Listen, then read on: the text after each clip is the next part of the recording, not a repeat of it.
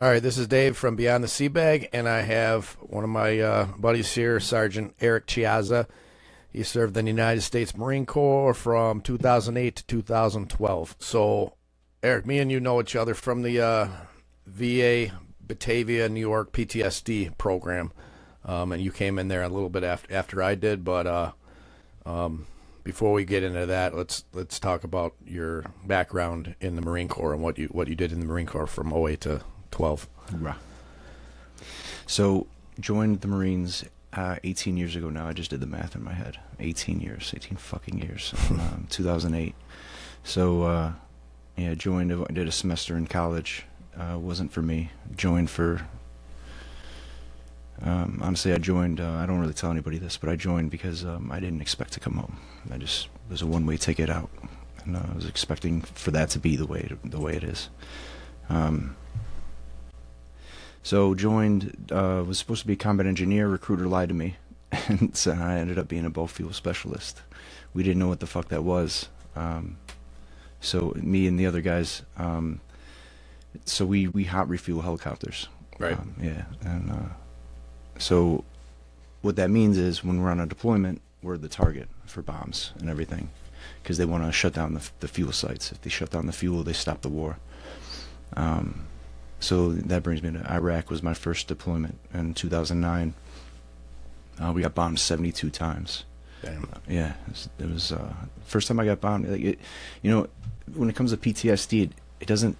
You don't know you have PTSD. Like I don't know how it is with other people and car accidents and different experiences with PTSD, but for me and the people that I was around, when the bomb dropped, we got excited and we were fucking like ready to go. Like I got pictures about, we had fucking all our rounds, ammos, fucking magazines, everything. You don't mind if I swear? Like no, I don't like give a shit. Okay. Yeah, that's. Have you watched this podcast? A few of them, yeah. So right we had all the packs of cigarettes we had, chewing tobacco, everything was out, and this is what we're going to fucking war with. So yeah, we would. That's how we felt. It was exhilarating. Definitely didn't think it was fucking me up in some way. So when we got back from Iraq, the first moment I thought something was a little bit off between me and the world was I was on a plane within 6 hours of being back in the United States. They don't do like now they require you to stay in for like a week, and you have to do like a series of debriefs or something.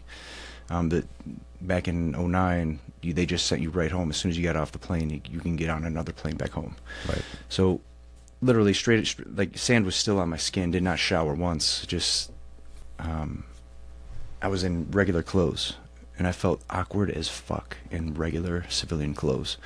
I'm sitting there on the plane with this, like, I almost looked black, this tan from the desert, and I just felt like a monster around all these people, like I was just this violent creature, and really hard feeling to describe. I felt like everyone was staring at me. I felt like I was dangerous. And this was when you got back from Iraq? Yeah, so the first few hours after I got back from Iraq. That's when I started realizing I'm not who I used to be anymore. Like this isn't nothing's gonna feel the same after what I just did. Yeah. So now were you on the combat missions, or were you just like because you're with basically Motor T, correct? Motor T, yeah, they drove our fuel things, and we would so we worked with Motor T pretty closely, right on. And we would. So you went on all the convoys probably and everything. Yeah, that everyone else was doing exactly, and we would go out and build fuel. So this was later on in my Marine Corps careers. We would go out, pull our own security, build a fuel site within 4 hours. And we worked with EEF, which would build the airfield, and we would be able to. Make a whole airfield operations with fuel within 4 hours set up and 4 hours tear down, like we weren't even there. Right. So we would do that, small little short missions. So then I volunteered for deployment to Haiti after the earthquake in 2010, humanitarian operation. That sucked. We were on the ship with the 22nd MEU. 3.5 months we didn't get off the boat once. That was a shit show. Yeah. So Now you know what the submarine guys feel like, right? Man, I'm telling you, get in the fucking Navy. Right on. And we were getting in fights with the Navy every day. Every day we had, I think, 5 people total in 3.5 months got kicked out of the service for fighting. So that was pretty intense. In some ways, being in Haiti on the Navy ship was more intense than Iraq, because we were like literally ready to fight every fucking hour. Like we would be standing, like there would be the Navy line and the Marine Corps line for chow, and I mean we'd be, there's 100, I don't even know how many people. Right. So we're staring at these motherfuckers. We're fighting them. And then the fight's over and we're all just like exhausted looking at each other still. And then the fight will start again. I mean, no one's stopping these fights. it was literally like every day we're going to get in a fight. Where's it going to be? Is it going to be over there? Is it going to be here? You just got to be careful walking on the ladder. You've been on a ship before, yeah. Right? You know those ladder well, whatever the hell they're called? Yeah. I've seen people fuck their ankles up on that shit. That's pretty steep, I know that. Yeah, very steep. That. Very steep. So that was deployment 2, and then I got married. Had an HR girl, female Marine, that I got to know in Haiti pretty well. Because I was trying. Wait a minute. So she was a Marine too? She was a Marine, yeah. So this is your first wife then? Yeah. Yeah. Funny story. She wasn't a stripper, was she? She was not a stripper. No. You know how many freaking times I've heard fucking guys, yeah, my first wife was a stripper. I was like, and you thought that would fucking work, dude. How much did that cost them? Yeah. What up? Yeah, we're all young. Yeah, so we get married that year. I did love the girl. So then Afghanistan was coming in 2011, January 2011, and I definitely was not ready to be deployed for the 3rd time. I started feeling the Iraq symptoms. I just knew that it wasn't for me. I needed more time. And I just couldn't. I felt like the feeling of your freedom being taken away, like you're about to be trapped. I started getting that feeling when I would think about it. And but I was a corporal at the time. I couldn't let any of the Marines see that I wasn't fucking ecstatic for this next deployment. So yeah, I was keeping my shit together for them. Definitely started learning how to handle. Being a corporal was a whole different experience than being a troop, you know. Yep. You got to know all of your Marines' lives and their personal problems and everything, because if he has money problems, then he's not 100%. That means we all have fucking money problems, everybody.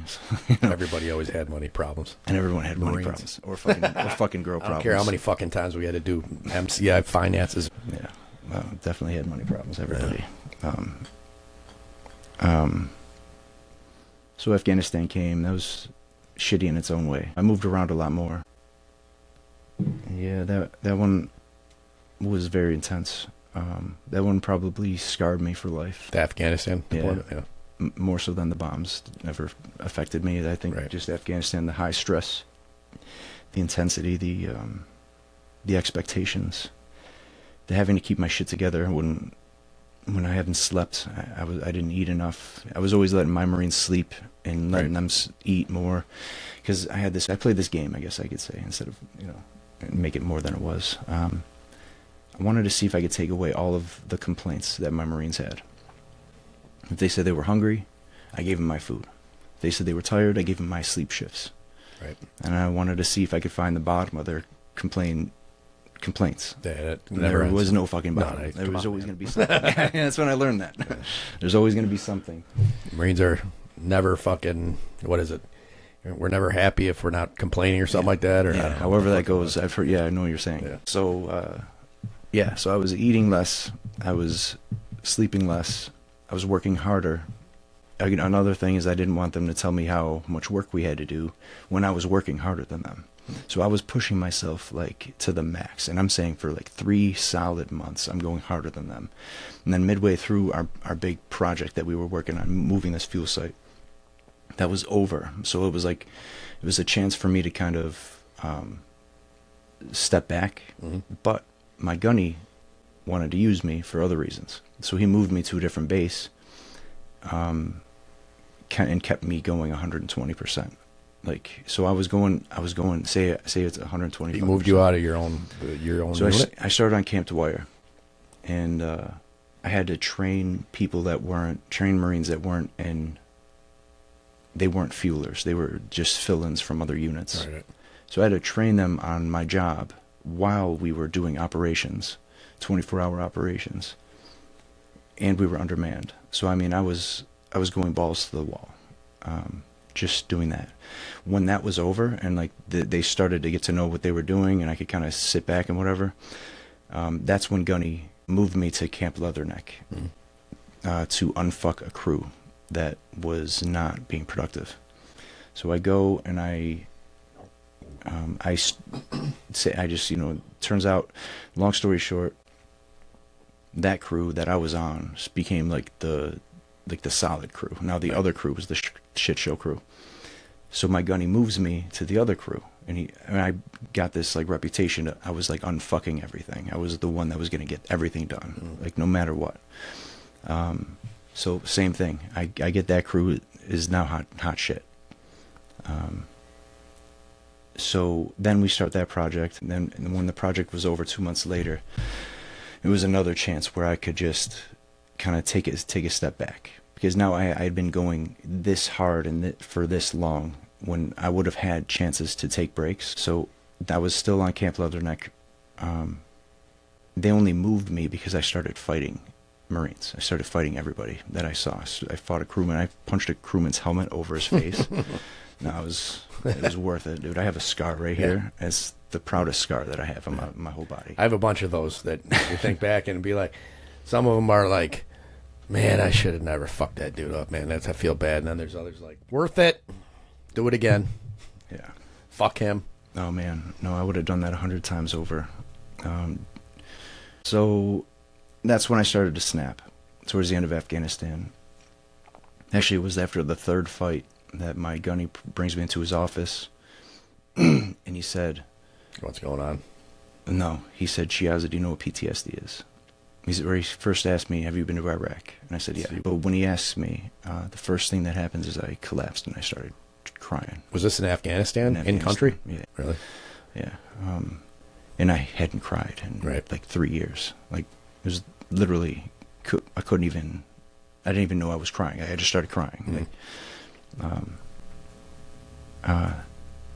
I don't know what it did. He completely brought that out in me, that side of PTSD, the vulnerable side. So.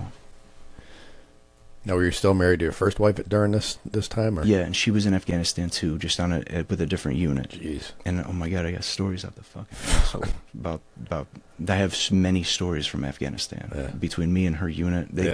They thought that I had a vendetta against their unit. Their CO contacted my CO. Said Corporal Chiazza has a vendetta against my unit. Whatever the fuck that means. Yeah. That's just the words they used. For what? Because I shut off fuel to their aircraft. Yeah, that would do it. Because they weren't fucking listening. Yeah. But fucking listen. Yeah. You know what I mean? That's my fuel site, my rules. Yeah. You know, it's safety. You're letting people walk through, smoke cigarettes on my fuel site. You don't know where we spill fuel. Yeah. We're all gonna blow up because you're fucking asshole fucking crewman. Yeah. So yeah, I'm gonna cut fuel to you guys. I can't even imagine freaking in country in a fucking war zone, man. That's crazy. I mean, so we were separated for some of it. Yeah. But when we were together, I mean, I definitely loved that girl. Yeah. We were close. It was nice to see a female out there. Well, shit, yeah, that's the nicest way I could put that. But yeah, no, we were good together. But it ended because she wanted to stay in, and she got deployed 2 more times. So I told her, I said, if you want to stay married, because I was trying to tell her PTSD has like this delayed response, this delayed action, and like you don't know you have it until like you know you have it. And she tell me later that I was right, but that's not what I wanted to hear. You know, I wanted her to say, all right, I'll get out. This having a life, having a family is more important than the you were done at that point. I was done. Yeah. I was toasted. Yeah. I was fried. That's the way I was when I got out too. didn't want nothing to do with it, man. I was gonna reenlist, but they lost my paperwork in Afghanistan, and my God, I was so pissed at this fucking douchebag. Yeah. Because you know how hard it is to get, you know, signatures from all the air-conditioned boxes in Afghanistan when that's far away from me. Like I need to go out of my way to get over there to get a couple of signatures that are required for this. So for him to lose this, I didn't have time to get the signatures again. You're trying to re-up I was going to re-enlist when you were already still in, so that thing, because so I can get the bonus. Right. And if I did it overseas, then I'd get the tax-free bonus. Yeah. So you probably done a bunch more tours over there and really fucked yourself over though. So in the end, I get back from Afghanistan. The month before I left Afghanistan, my wife came back first. This is the first thing that created a lot of problems. She had a bunch of male Marines stay at my house while I was still over there. And I was going to say it. I didn't want to say it, but I was going to ask you, does this have anything to do with fucking dudes and shit like that? Because it's Marine. There was 4 of them, and they were staying at my house with my fucking wife, drinking with her all night long.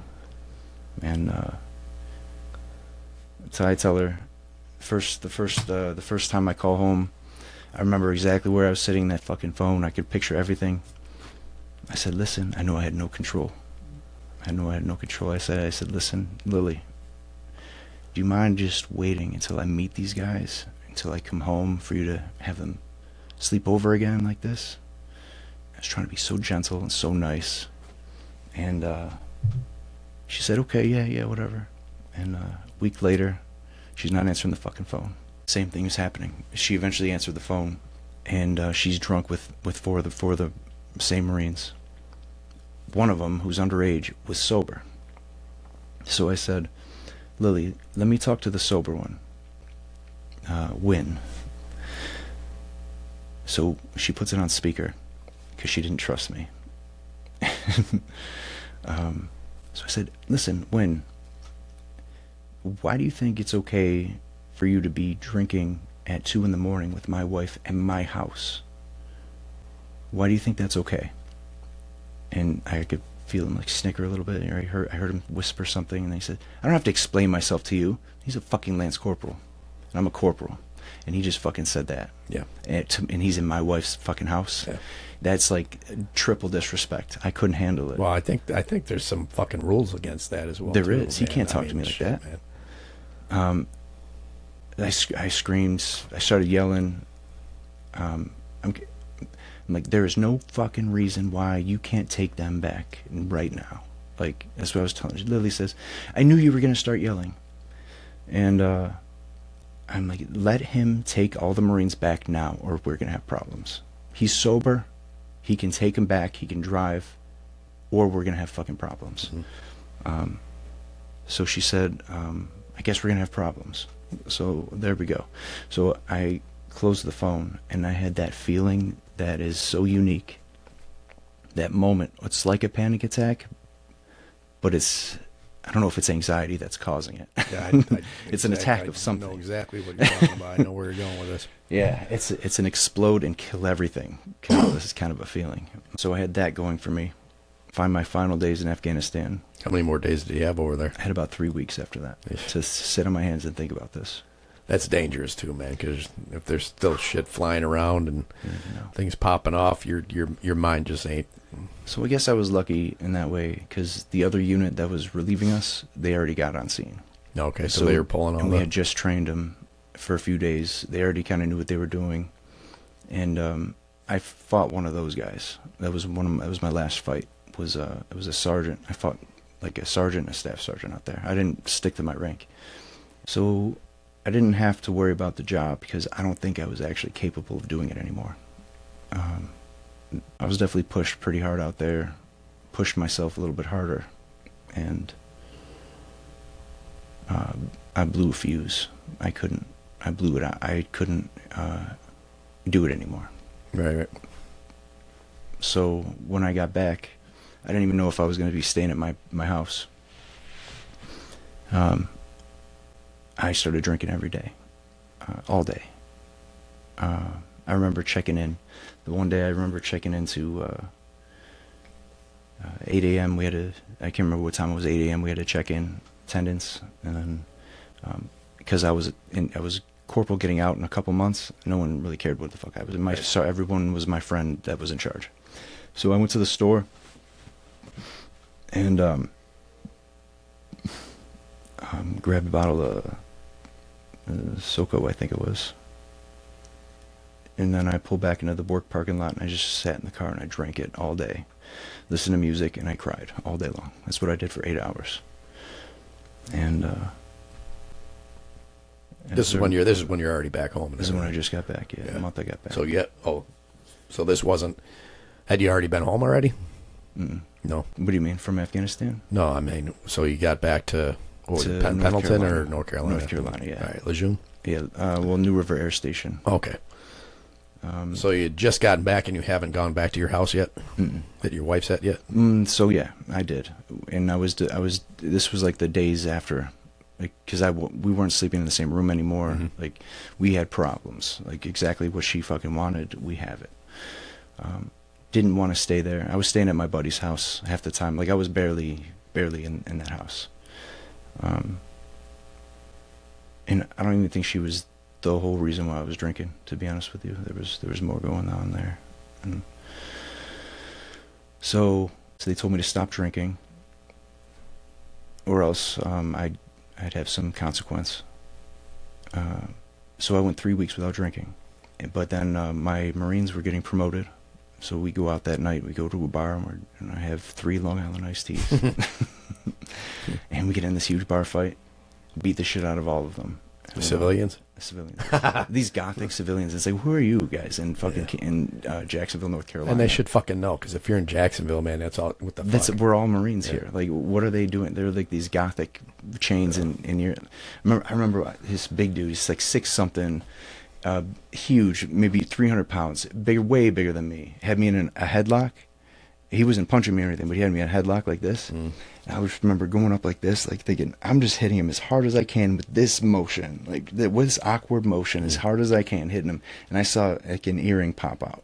I was like, I was pretty proud of that. And then the bartender tackled him and saved me. Yeah. But so this has to be 2012, right? This was the end of 2011. Okay. Yeah. That bar fight led me into my CO's office, and it was medically recommended that I go to rehab, Navy rehab in Norfolk, Virginia. Right.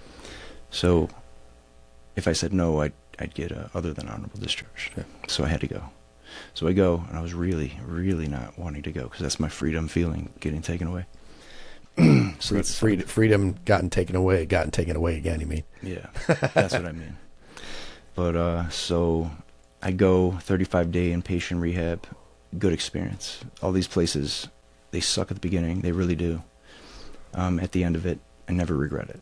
It just seems to be. I've done it a few times now, and never regret these opportunities. So I get out. I get a little closer with my wife. At the time, we continued to have some problems. Yep. She ends up kicking me out. I moved back to Buffalo. Then she gets deployed the following January.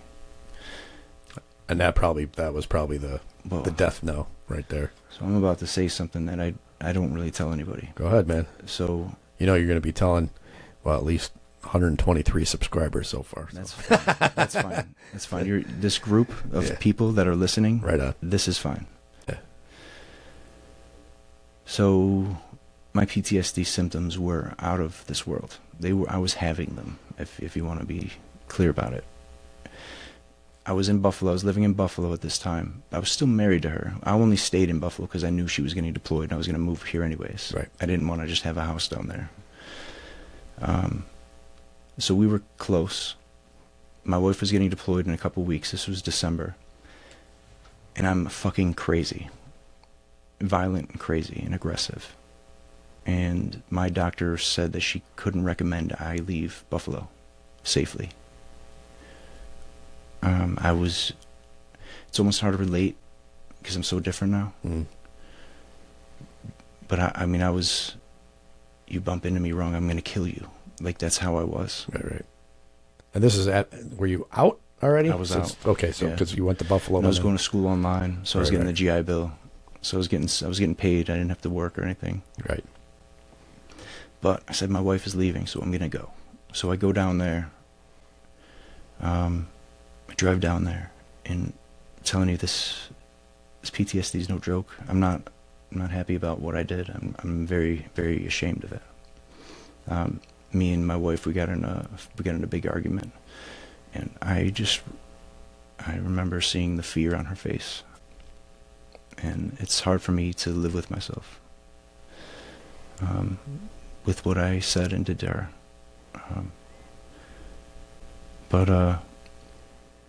So I come back to Buffalo. I check myself into the psych department, 10th floor. So I slapped my wife in the face.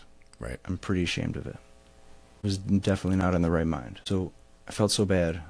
First off, the police were called. I felt so bad I come straight to the 10th floor, check myself in. For 5 days I was there, so I had that experience. They get me on some different meds. And that brings us to 2013. I was going to say it's got to be about 2013 at that point, right?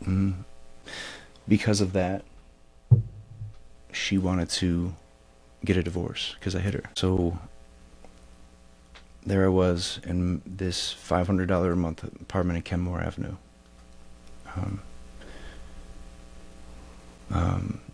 My buddy tells me, I told him, explain to me how I was. Explain to me what you saw, because I can't relate. I can't remember some things. I remember what I remember, but some people tell me things and I'm like, I was really like that. And they say you were just the saddest, angriest person that they've ever seen.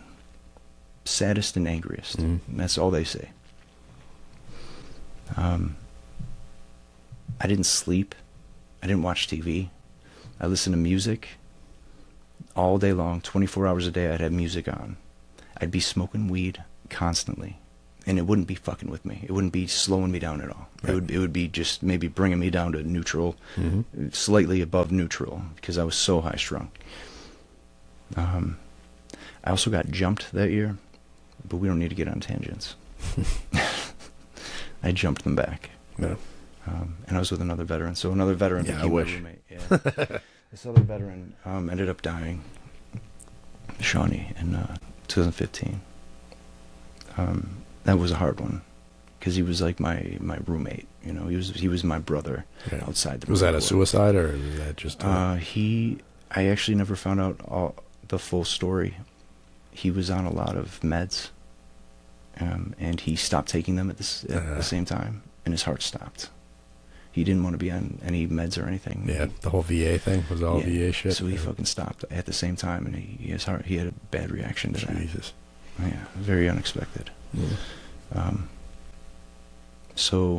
But anyways, he was my roommate then. He was similar to me. We both didn't sleep. We both chain smoked cigarettes. It was what I needed at the time. I needed someone with me. So anyways, I met Gina, my next wife, in August of 2013. Now, Lily had been telling me how she wanted a divorce. She would write in a card like, hey, I still love you, but don't misconstrue that we're still getting a divorce. She would write that shit. Yeah, that sounds like fucking with your head. So my parents, they wanted me to start getting out. So I was isolating. I did not leave unless I had to go to a VA appointment or something like that. I was going to school online, and I did not leave my apartment. I didn't walk outside. I didn't just take walks. So my parents wanted to get me out of the house or my apartment. So they would my current wife's family just had an Italian restaurant on Hurdle Avenue. An Italian restaurant, and they started going every Friday. So they invited me to go with them on Fridays to get out of the apartment. So Gina was helping her mother by waiting tables. So I met her. I wasn't trying to meet women. I wasn't trying to meet anybody. I met her. We became friends. And my ex-wife was telling me how much she wanted to get a divorce. So me and Gina, by the time Lily gets back from Afghanistan, me and Gina started getting really close and like romantically close. And our parents are friends, so having some drama between us would affect their relationship. So I didn't want to fuck with all that. Lily comes back, gets orders to Hawaii for 3 years. I would have to literally just go and go. And when I'm not even sure, like, so she changed her mind. She didn't want to get a divorce anymore all of a sudden. But I had already been talking with Gina. I already had a fucking life. Did she was know a that? shitty life, but Did she know that? who, Gina? Yeah, Gina knew everything. Yeah. No, the other one, Lily. Lily, yeah. Did she know? I was honest with her about everything. Yeah. Okay. So that's why she did it, right? Yeah, and it's probably why she changed her mind. Yeah. Is that what you're saying? Yeah. Yeah. Absolutely. I never thought about that. I actually didn't think about that until right now. You're probably right. A little jealous, catty bullshit. Yeah. Yeah. Because it did seem out of. You probably had something better, you know, and all of a sudden she's still stuck. You're out of the Marine Corps. You're doing whatever the fuck you want, and she's still stuck in the Marine Corps, right? Still, yeah. She loved it though. She loved being a Marine. Yeah, I know, but you know how that is when you're freaking dealing with shit in the Marine Corps, and then you still got this life back home that you still had, and whatever the fuck is still there or whatever. Right? So I got the spouse experience. Yeah. Because when I was in Afghanistan, I was there with 13 Marines. 8 of them got cheated on. Yeah. And we were all about like the spouses. They can't just fucking wait and all this other shit. Yeah, fuck that shit. So now I am having the spouse experience. I hated that shit, man. I had to go with my first wife. I went through that because she got out after me. And I think it couldn't have been more than a year. But it was like, I don't like this shit. I want to get the fuck out. And go back home. Get the fuck out of here. I was at Pendleton. Yeah. I have to fucking all the way across the country, man. That's where she's from, California. She's from, is it called Riverside or something? Yeah. Escondido. Oh, Escondido? Yeah. Escondido, that's where she is. Yeah, Riverside was a shithole. Yeah, No, wait a Escondido. minute. Riverside? Yeah, Riverside was wait a minute. Oceanside was the shithole. That's what I'm thinking of. She was from Oceanside? So Oceanside and Escondido are like right near each other. I think so. That's where she's from. Yeah. Yeah. It's a bunch of Mexicans over there. She was Mexican. Yeah, it was a shithole when I was over there. Yeah. I mean, that's where all the Marines went to fucking party, and the prostitutes were over there. It was a shithole. Yeah. So, my ex-wife she's honestly, because I still talk to her sometimes. Yeah. She's a beast. I fucking love her. Yeah. Like, she's still in? Solid person. No, she got out, but she's a very strong person. Yeah. Definitely, there was definitely some traits there that I found appealing, and I still do. Yeah. So I'm not talking shit about her. We just had our problems. Marine Corps came first at the wrong time. So that's 2013. PTSD's been, at this point, haunting me for a couple of years.